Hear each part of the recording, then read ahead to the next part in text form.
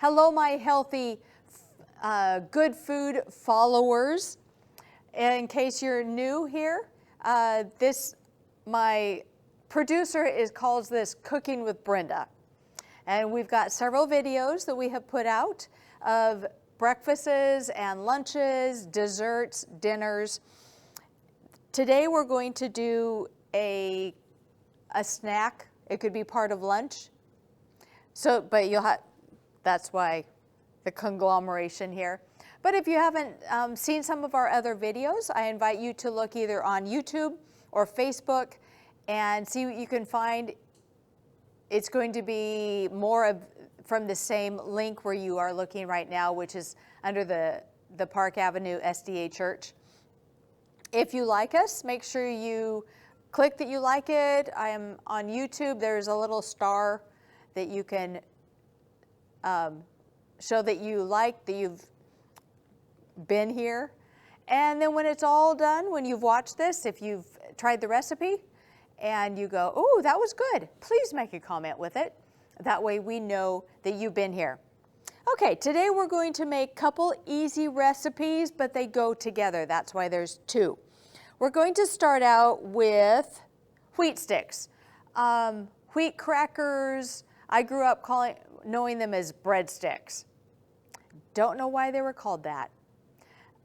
Just some of you, as you see this being done, you're going to go, well, that's communion bread. Well, it's similar to communion bread. Communion bread has a lot more oil, but it's similar, but it is not the same. Kind of as a backstory, I'm not really sure where my mother got the recipe, but as a little kid, as most of you, if you have kids that are in school, they've got class parties. Oh, we're going to have cupcakes and chips and different junk food. Well, about second time that I brought wheat sticks to the class party, it was always, okay, so-and-so is going to bring this and someone else, and Brenda's going to bring breadsticks. That went on for 7 or 8 years because I went to a small school, same classmates for 10 years. So it was popular, even with I won't tell you how many years ago, a long time ago, it was popular for a party when I was a kid. And these are still good to make. It's really easy, a little bit messy, but most of the stuff I make here is messy. Wasn't sure how big a batch I was going to make, so I'm going to make this one that's 1 cup of whole wheat flour, and then 3/4. So I've got a 1/2 cup and a 1/4 cup. Now you can easily double this recipe. Not a problem. We're going to put a little bit of brown sugar.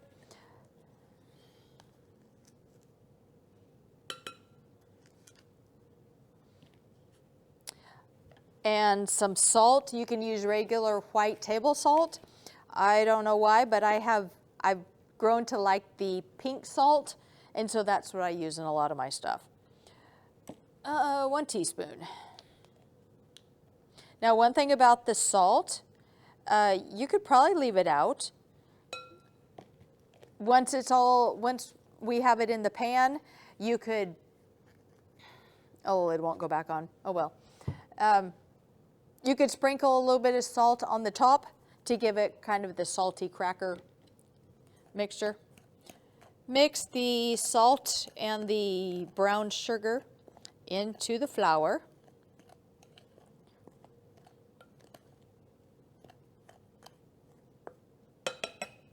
And then a couple tablespoons of oil. 1, 2. Mix it in so it's kind of crumbly.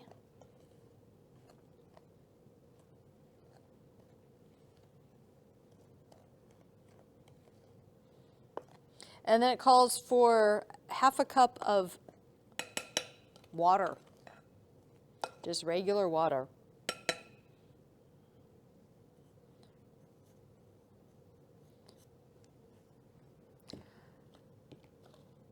let's see, I'm going to be using the water for this other, so that's why I'm measuring. Yeah, that will work. Now we might need to add a little bit more water. I don't know, we'll see how this mixes in. But you want to mix it until it makes a flour ball, so it's all kind of combined together. Sometimes, depending on the circumstances of why, I don't know, I have to add a little bit more water. It looks like I'm going to have to do that with this. That's okay.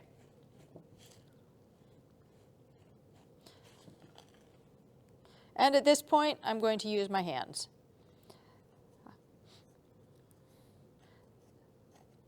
Spoons are great. Wooden spoons are better, but hands are the best, because then I can get in there and mix it in really well.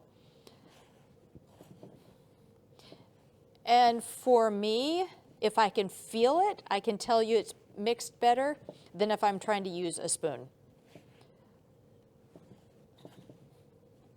I know there are some people who don't like to put their hands in the food, but I don't know what it is. I like to be able to mix it with my hands.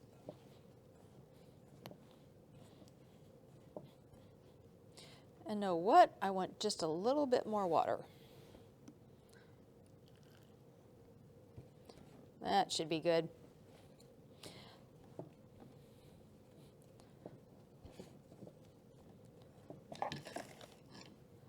Oh, now it sticks to my fingers.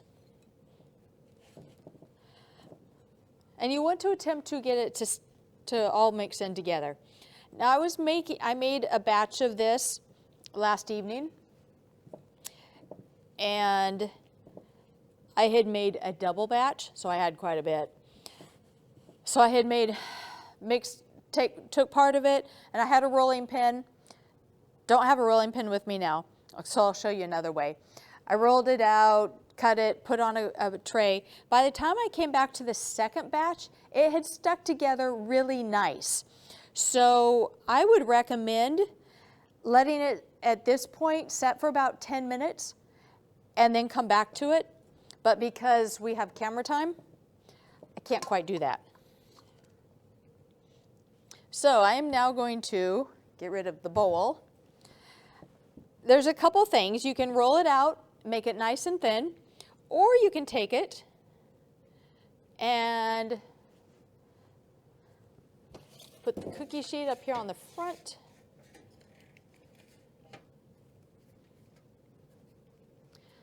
And just make little wheat sticks. Depends on how perfect you want them to look, but I'm not going to try to make them looking perfect right now, just because of the time frame. But hey, you get the concept.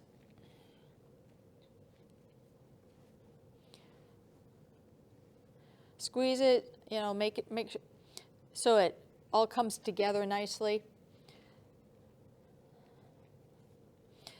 And then make sure you preheat your oven to 350 degrees Fahrenheit, and it will bake for about 10 minutes, depending on how thick you make them. You may need to go up as far as 20 minutes. Actually, now I think about it, the recipe says 10 to 15. You know, and it also depends on your oven. Some ovens, things bake great at 350 for 20 minutes, and others it's 350 for 30 minutes. So the temperature of the type of oven you have will also make a difference. So you'll just have to open the oven, look to see if it is nice and crispy. Pull it out if it is, if it's still kind of soft. Because you do want these to have a little bit of a crispiness, like a cracker has. And then you also know that the wheat and the liquids have all cooked together.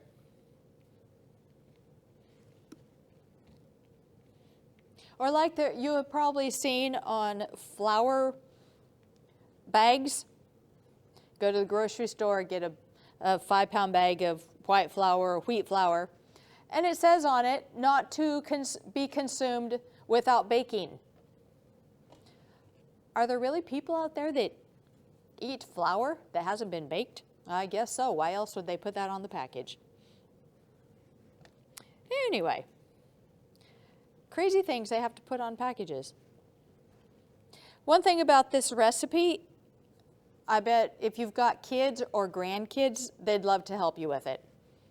Because this is something that most kids, whether they're 6 years old or 16, could help you with. Actually, if they were 16, I'd hand them the ingredients and say, you can make it. That's what my mother would do when I was that age. Now, that's what my mother did when I was like a couple of years younger than that.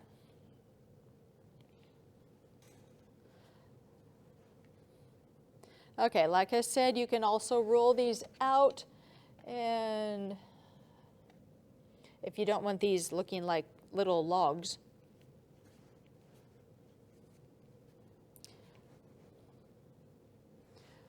Okay, one more.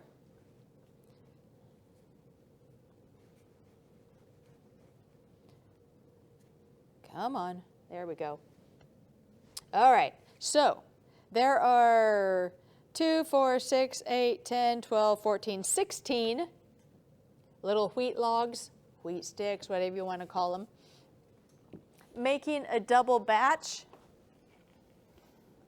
And I cut these with a little fancy cutter that I have.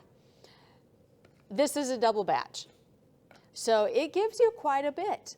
And especially when you should only eat, 2 or 3 at a time, it's going to last a while. Now I have different thicknesses in here, so you can, this might show you the difference. You can either make it a little bit thick, or you could roll it really thin and bake it just a little longer, and it would be more cracker style. So there's that one. Okay, now the second part of this, which will go with the crackers. And we're going to make hummus. Don't know how many of you have made hummus, but I know that most everybody has seen it in the store.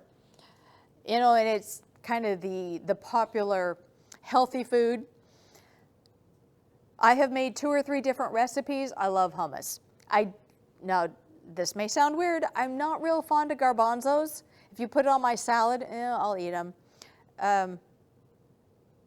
But just to eat garbanzos, no, thank you. But I love hummus. Okay, we are going to start out with some lemon juice. And I'm going to use the food processor. I have done it in a blender, but something about the food processor it blends it better. So we're going to have about a quarter, I'm doubling this recipe, half a cup of lemon juice, couple cloves of garlic. Now, if you're a garlic lover, you could add a little bit more garlic to it. That'd make it good. And some salt. Where'd my pink salt go? About a half a teaspoon. You really don't need a lot. Oh yes, I'm doubling this recipe.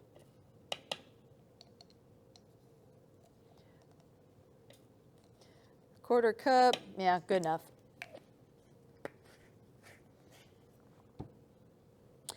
And tahini.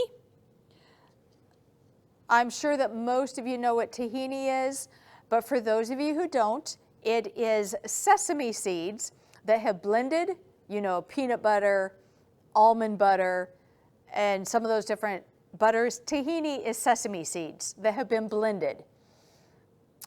You find it, for the most part, it's going to be in the international part of the grocery store. I've seen it in cans, in jars.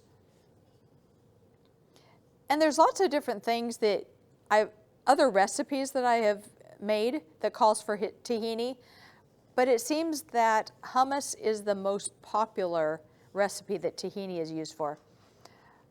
I've heard of people, I can't tell you names right off, but I know of people that use it, that they put it on their, as is, on their toast or crackers.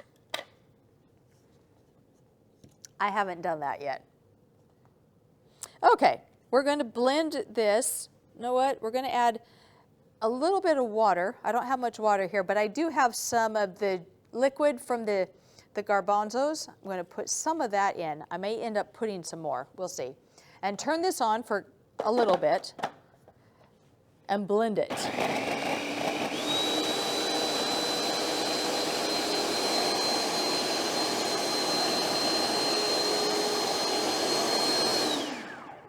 And it's noisy.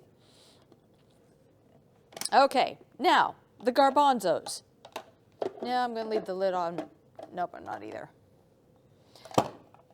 In the times that I have made hummus, I usually put the garbanzos in first with the liquid, blend it, and it still comes out a little bit gritty. It's good, but it's just gritty. Well, I found a recipe that said if you take your garbanzos, drain it, cover it with water with a little bit of baking soda, and the recipe that we're going to post has these instructions, and you cook it for about 20 minutes. Well, to kind of back up, I had seen another recipe that had said, cook your garbanzos. And so I'd put it in the crock pot for like 3 hours. It really didn't change the consistency as when I took it out of the can. Okay, well, this recipe said to cook it for about 20 minutes with a little bit of baking soda. I tried it, and these garbanzos are soft. So now I know how to take canned garbanzos that are hard, crunchy, almost crunchy, and get them soft. You cook them for a little bit and then drain it with a little bit of baking soda. Have to do or I'll have to get my science friends to tell me why that works. Okay, dump that in here. The recipe also calls for a little bit of cumin, so it's going to add a little bit of bite to it.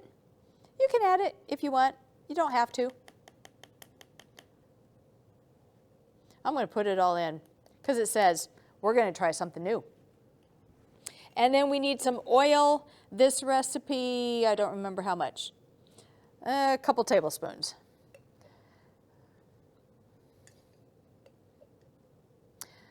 I did not have olive oil. That's what I would do if I was at home, because that just something about olive oil adds a nice extra flavor to it. Okay, I can't have those little doodads stuck in the top. I made a mess. So even when you're on a video program, you can't make it perfect. Okay, now we're going to put the lid back on. Turn it on until it's smooth.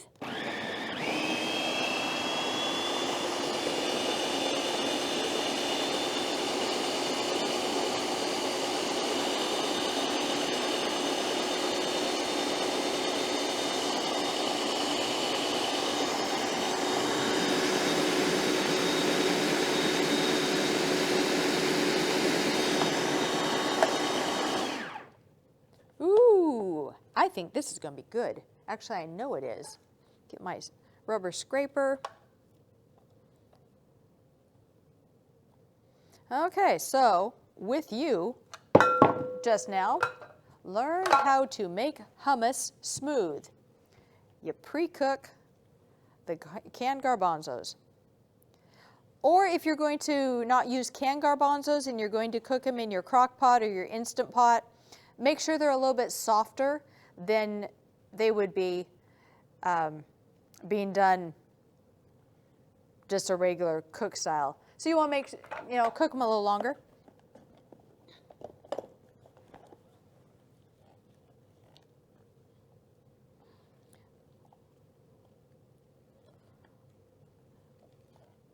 Oh, I'm not going to pull all this out because that's too much. But can you tell how smooth that? It's a whole lot smoother. Now, if I'd run this longer, it would be a little creamier. But hey, this is some of the best looking hummus I've made, to be honest. Now, if you don't want this flavor, there's some other options that I like, and I forgot to bring with me. And some of the recipes, you can go on the computer, use the search engine that you like. There is sweet potato hummus and black bean hummus. There's also a kidney bean hummus where you're not using the garbanzos, but you're using either black beans or the kidney beans instead with a little bit of tahini and the same basic recipe. Red pepper, that might have a little bit of a bite to it. Maybe you want to add some extra garlic. I did that once and nobody except for me liked it. Imagine that. Sun-dried tomatoes I found at the Dollar Tree, so therefore all the other grocery stores is going to have sun-dried tomatoes. Once this is all blended well, put some in and blend it just a little bit. You don't want it mushed up real well, so it's just a little bit chunky. Now that summertime is coming, if you have an excess of tomatoes, let me tell you what you can do with them. Slice them, put them in a food dehydrator, or put them in your oven and dry the tomatoes. So they're not the soft type that you would find in dried, but then crunch those up and put in. It's really good. Green olives is great in the hummus. There's a couple dessert hummuses that you can put some cocoa powder, no garlic, don't put the garlic in, but cocoa powder, a little bit more sweetener, and so you have chocolate hummus. And I've also seen a recipe, I'm not sure the details, to making a strawberry hummus. So there's all sorts of ideas, starting out with the good for you healthy garbanzo beans that some of us don't like, but then you add stuff to it, blend it really well, and you've got a healthy way of eating the beans. So here we have crackers and hummus, which together is going to make a great addition to your meal. Let us know what you think about it, and we'll see you next time. Thank you.